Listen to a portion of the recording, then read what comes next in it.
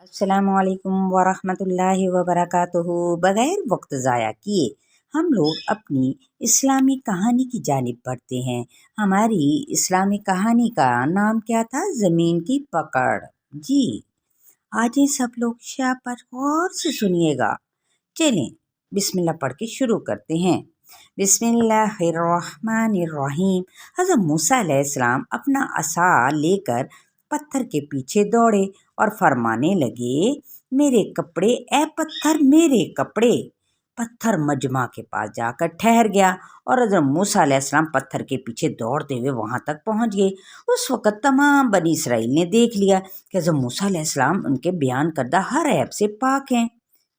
तो हज़रत मूसा अलैहिस्सलाम उस वक़्त बहुत ही गुस्से में थे, लिहाजा उन्होंने ना गुस्से में अपने असा को क्या उस पत्थर पर ना मारा, यानी चंद वार किए, जिस पर निशान पड़ गए, यानी उस पत्थर पर। मतलब ये है कि बनी इसराइल ने आपको हर तरह से सताया। तो हज़रत मूसा अलैहिस्सलाम ने क्या किया? सब्र का मुजाहरा किया। तो अल्लाह ताला ने इस बुनियाद पर आपकी तारीफ़ फरमाई कि इन तमाम तर सब्र आज़मा हालात में भी हज़रत मूसा अलैहिस्सलाम कौम को हदायत करते रहे, उनकी तरफ से पहुँचने वाली हर तकलीफ़ को बर्दाश्त करते रहे कि आखिरकार आपकी मौत का वक्त आ पहुँचा। तो सही बुखारी और सही मुस्लिम में आपकी वफ़ात का वाक़या भी कुछ इसी तरह से बयान किया गया है कि हज़रत अबू हुरैरा रज़ियल्लाहु तआला अन्हु फरमाते हैं कि जब हज़रत मूसा अलैहिस्सलाम की वक्त की यानी उनकी वफ़ात का वक्त करीब आया तो मौत का फ़रिश्ता उनकी खिदमत में हाजिर हुआ था और उसने क्या कहा था? अपने परवरदिगार की तरफ से मौत का पैगाम कबूल फरमाइए। अच्छा, फिर उसे हुक्म मिला कि मूसा अलैहिस्सलाम के पास दोबारा जाओ, यानी फ़रिश्ते को, और उनसे कहो कि अल्लाह ताला का इरशाद है कि आप किसी बैल की कमर पर हाथ रखें, जिस कदर बाल आपकी मुट्ठी के नीचे आएंगे हम हर बाल के बदले आपकी उम्र में 1 साल का इजाफ़ा फरमा देंगे। बहरहाल जो भी था यहाँ पे, तो ऐसा हुआ है या नहीं, वल्लाहु आलम। फरिश्ते ने दोबारा आकर अल्लाह ताला का ये पैगाम आपको सुनाया। आपने अर्ज़ किया, ए बारी ताला इसके बाद क्या होगा? तो जवाब मिला, आखिरकार फिर तो मौत ही है ना। तब हज़रत मूसा अलैहिस्सलाम ने अर्ज़ किया, अगर तवील से तवील ज़िंदगी के बाद भी मौत ही है तो फिर वो मौत आज ही क्यों ना आ जाए। तो फिर आपने यानी हज़रत मूसा अलैहिस्सलाम ने दुआ की कि उस आखिरी वक्त में अल्लाह ताला आपको मुक़द्दस ज़मीन यानी फ़लस्तीन के करीब कर दे। अल्लाह ताला ने आपकी दुआ कबूल फरमाई। अल्लामा इब्न कसीर ने अल-बदाया व नहाया में लिखा है कि वफ़ात के वक्त आपकी उम्र 120 साल थी। आप मोआब मुकाम की एक वादी में बैत फ़ौर के मुकाबिल दफन किए गए।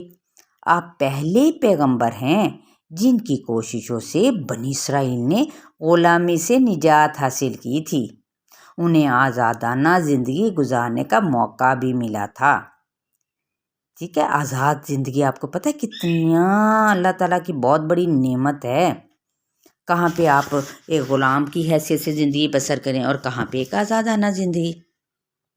तो अल्लाह ताला ने इस कौम की हिदायत के लिए बहुत सारे मौजज़ात उन्हें अता फरमाए थे। कुरान करीम में सबसे ज़्यादा जो ज़िक्र है ना, वो भी हज़रत मूसा अलैहिस्सलाम का ही है। अल्लाह ताला ने आपकी बहुत ज़्यादा तारीफ़ फरमाई है। चुनाचे कुरान और हदीस की रोशनी में आपके कुछ फ़ज़ाइल जो उनसे है ना, मैं आपको सुनाती हूँ।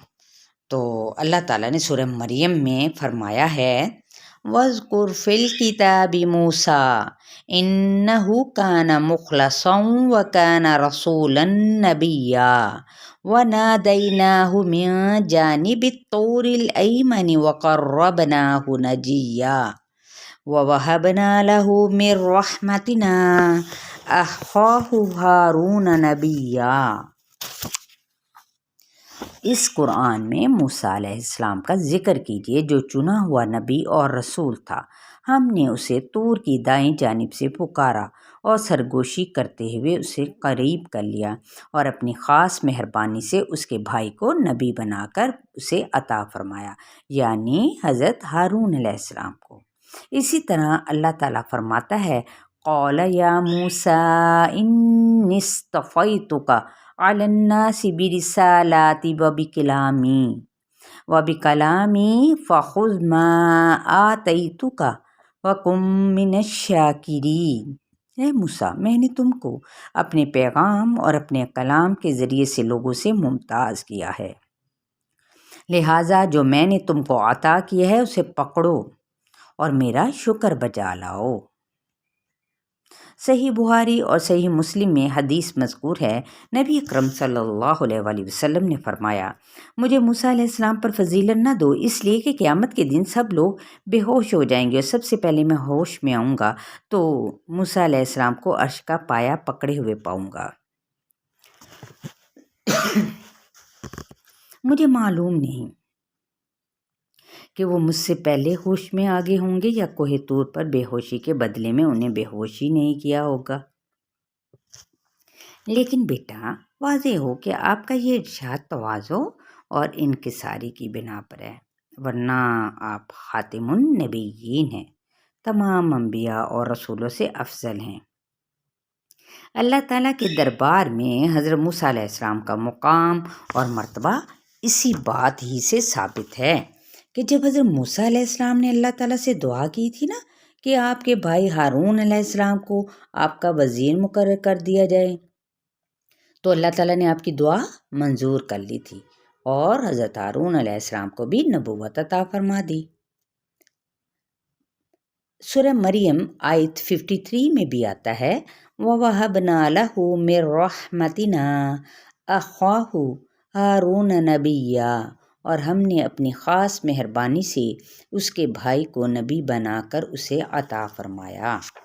یہ نا جب ہم دعا کرتے ہیں رب اشرح لی صدری ویسر لی امری واحلل عقدۃ من لسانی یفقہوا قولی واجعلنی وزیرا من اہلی، کہ ہمیں بھی دعا کرنی چاہیے ہمارے اپنے ہی گھر سے ہمارے لیے معاون مددگار بنا جو دین کو آگے بڑھانے والا ہمارا ساتھ دے، ٹھیک ہے نا۔ تو حضرت عبداللہ بن مسعود رضی اللہ تعالیٰ عنہ سے روایت ہے کہ ایک مرتبہ نبی کریم صلی اللہ علیہ وآلہ وسلم نے کوئی چیز تقسیم فرمائی تو ایک شخص نے کہا اس تقسیم سے اللہ کی رضا مقصود نہیں تھی۔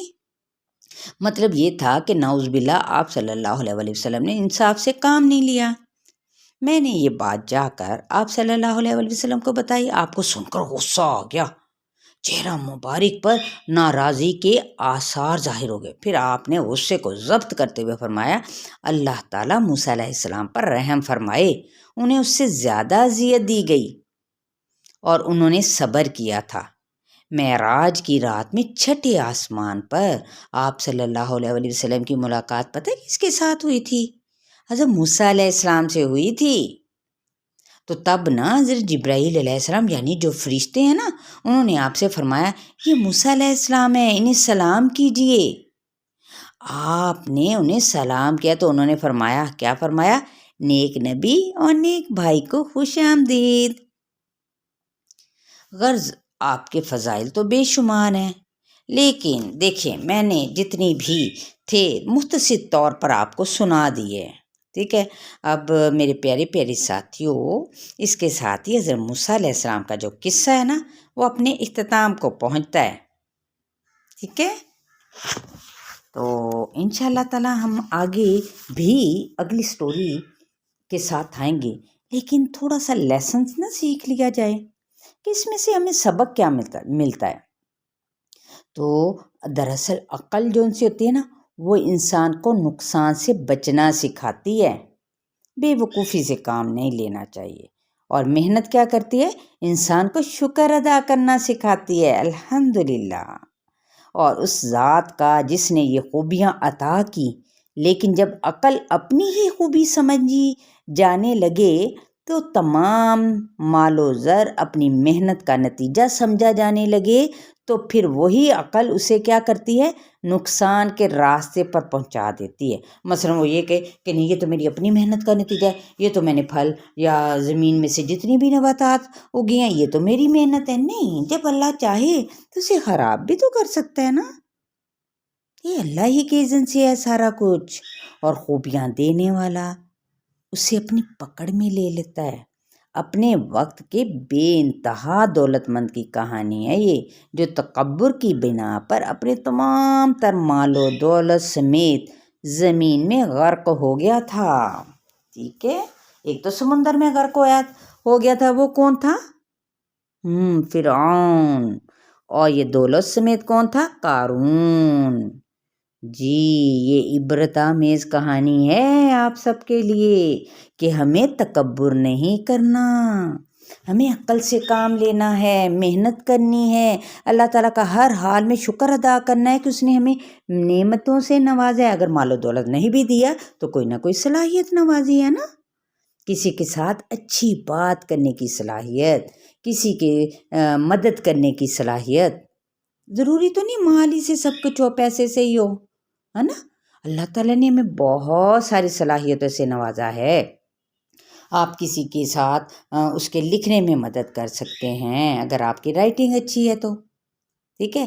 آپ کسی کو سیڑھی سے، کوئی بزرگ ہیں یا کوئی بیچارہ بیمار ہے تو سیڑھیوں پر یعنی انہیں آرام سے چڑھا سکتے ہیں، ان کی ہیلپ کر سکتے ہیں اگر اوپر گھر ہے تو، ٹھیک ہے۔ تو پانی پلانا ہے تو تب آگے جا کے بڑھ کے پانی پلائیں، ٹھیک ہے۔ بچوں کے لیے میں اسپیشل کہتی ہوں، لیکن بڑے تو ظاہر ہے ساتھ ہی سنتے ہیں۔ جب ہم بڑے کچھ کریں گے، سکھائیں گے، اپنے عمل سے ثابت کریں گے، تبھی تو بچے سیکھیں گے نا۔ پہلے بڑے پھر بچے، بعض اوقات بچوں سے بھی بڑے سیکھ لیتے ہیں، ایسا بھی ہوتا ہے۔ چلیں ٹھیک ہے، اللہ حافظ، نیکسٹ ٹائم۔ ہاں، رکو، اگر آپ لوگ نئے ہو نا، سب لوگ، تو چلتے چلتے اس کو سبسکرائب کرتے جائیں، اس میں آپ کا اپنا ہی فائدہ ہے، بہت ساری مزے کی کہانیاں سننے کو ملیں گی، وہ بھی اسلامی قصے ہوں گے، بہت مزہ آئے گا۔ اللہ حافظ۔